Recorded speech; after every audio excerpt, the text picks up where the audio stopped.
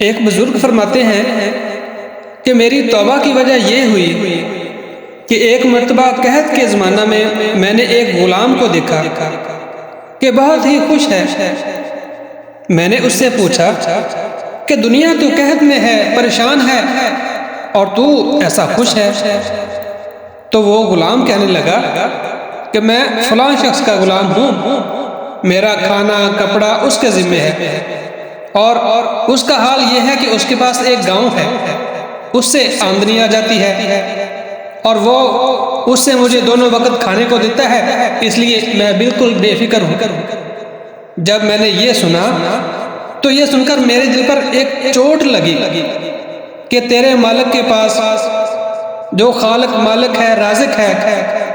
اس کے پاس تو زمین و آسمان کے خزانے ہیں، اور تو اس قدر فکر مند ہے۔ تو میرے یارو،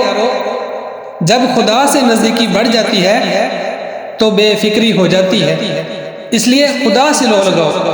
تو دنیا کی ہر طرح کی فکریں، ہر طرح کی پریشانیاں ختم ہو جائیں گی۔